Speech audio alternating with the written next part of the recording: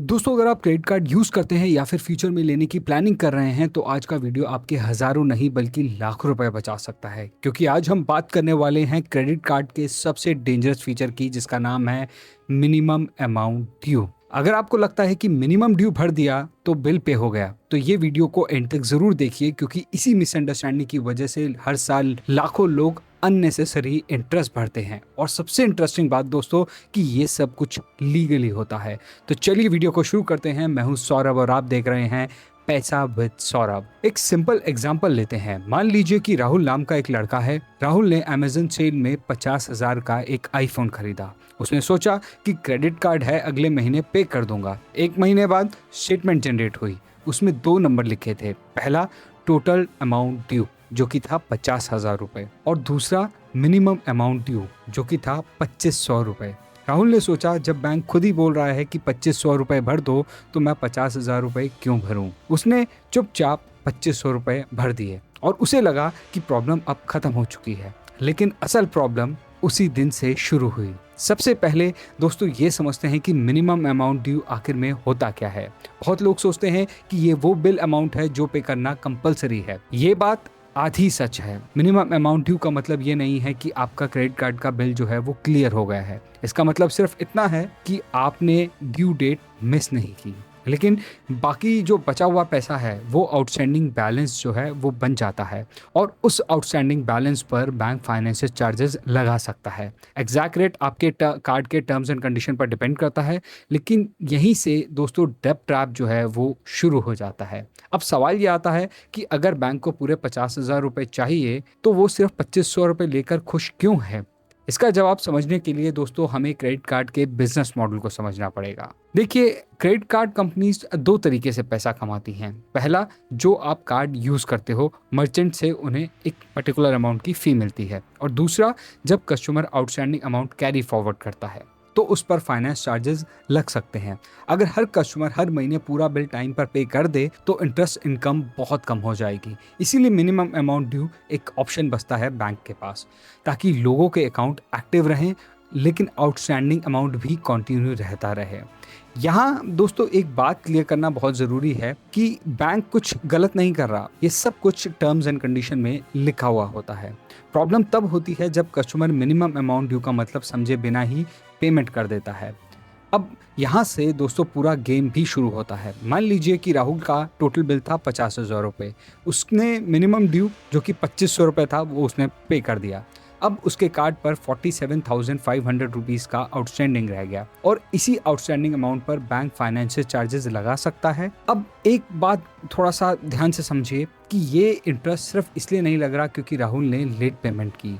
ये इंटरेस्ट इसलिए लग रहा है क्योंकि उसने पूरा आउटस्टैंडिंग क्लियर ही नहीं किया, और ये दोनों चीज़ें अलग हैं। और यहीं पर दोस्तों ज़्यादातर लोग जो हैं वो कंफ्यूज हो जाते हैं। चलिए इसको और सिंपल बना के समझाता हूँ। सपोज कीजिए कि आपका क्रेडिट कार्ड का बिल है 50,000 रुपये, और कार्ड का फाइनेंस चार्जेस लगा 3.5% पर मंथ। ये सिर्फ एग्जाम्पल के तौर पर है। हर बैंक का जो रेट ऑफ इंटरेस्ट है वो अलग हो सकता है। आपने सिर्फ 2500 रुपये पे किए। अब आउटस्टैंडिंग बैलेंस बचा 47,500। इस आउटस्टैंडिंग अमाउंट पर फाइनेंस चार्जेस लगेगा, और उस फाइनेंस चार्जेस पर जीएसटी भी लगेगा। और अगले महीने जब नया स्टेटमेंट आएगा तो आप नोटिस करेंगे कि आपने जो पेमेंट की थी, लेकिन आउटस्टैंडिंग अमाउंट उतना कम नहीं हुआ जितना आप सोच रहे थे। और इसी वजह से कई लोग महीनों तक पेमेंट करते रहते हैं, लेकिन बैलेंस जो है वो खत्म ही नहीं होता, और धीरे धीरे क्रेडिट कार्ड एक कन्वीनियंस टूल से डेब्ट ट्रैप में कन्वर्ट हो जाता है। अब बहुत लोग बोलते हैं कि बैंक जो है वो लूट रहा है। सच बताऊं, इतना सिंपल नहीं है। बैंक का बिजनेस मॉडल बिल्कुल अलग ही होता है। क्रेडिट कार्ड कंपनीज पैसा कमाती हैं मर्चेंट फी से, एनुअल फी से, ईएमआई कन्वर्जन से, लेट पेमेंट चार्जेस से और फाइनेंस चार्जेस से। अगर हर कस्टमर हर महीने पूरा बिल पे कर दे तो फाइनेंस चार्जेस ऑलमोस्ट जीरो हो जाएंगे। इसीलिए मिनिमम ड्यू एक फैसिलिटी है, ये कोई स्कैम नहीं है। लेकिन अगर कस्टमर इसका मतलब समझे बिना ही हर महीने मिनिमम ड्यू ही पे करता रहेगा तो वो फैसिलिटी डेब्ट ट्रैप में कन्वर्ट हो जाएगी। अब मैं आपसे एक सवाल पूछता हूँ, अगर स्क्रीन पर 2 नंबर लिखे हों, 50,000 और 2,500 रुपए, तो आपका दिमाग किस नंबर की तरफ ज़्यादा जाएगा? ऑब्वियसली है 2500 रुपए। और इसी साइकोलॉजी को एंकरिंग इफेक्ट कहते हैं। हमारा ब्रेन हमेशा छोटा नंबर को ही चूज करेगा क्योंकि ये ज़्यादा कंफर्टेबल माना जाता है। और इसीलिए बहुत सारे एजुकेटेड लोग भी मिनिमम ड्यू ही चूज करते हैं। अब प्रॉब्लम नॉलेज की नहीं है, प्रॉब्लम ह्यूमन साइकोलॉजी की भी है।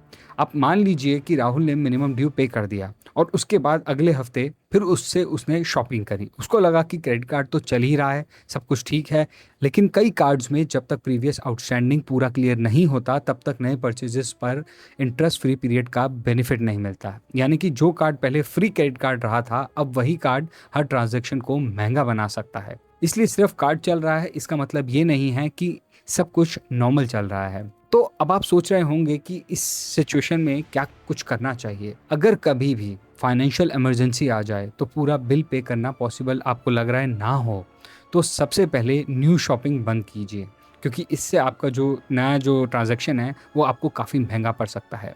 दूसरा, जितना हो सके मिनिमम ड्यू को ज़्यादा से ज़्यादा पेमेंट कीजिए। और तीसरा, अगर अमाउंट बहुत बड़ा है तो बैंक से ईएमआई कन्वर्जन या किसी लोअर कॉस्ट ऑप्शन का टोटल कॉस्ट कंपेयर कीजिए। और सबसे इम्पोर्टेंट दोस्तों, अगले महीने फिर से वही मिस्टेक रिपीट मत कीजिए। मिनिमम ड्यू इमरजेंसी के लिए हो सकता है, लाइफस्टाइल के लिए नहीं। अब जल्दी से 3 मिथ्स भी क्लियर कर देता हूँ। पहला मिथ, मिनिमम ड्यू भर दिया तो बिल क्लियर हो गया। ये बिल्कुल गलत है। सिर्फ मिनिमम पेमेंट हुई है, आउटस्टैंडिंग अभी भी बाकी है। मिथ नंबर 2, मिनिमम ड्यू भरने से इंटरेस्ट नहीं लगेगा। ये भी गलत है। रिमेनिंग आउटस्टैंडिंग पर फाइनेंशियल जो चार्जेस हैं वो आपको बराबर लग सकते हैं जीएसटी के साथ। मिथ नंबर 3, क्रेडिट कार्ड खराब चीज़ है। ऐसा नहीं है, क्रेडिट कार्ड एक बहुत पावरफुल फाइनेंशियल टूल है। गलत आदत किसी भी टूल को डेंजरस बना सकती है।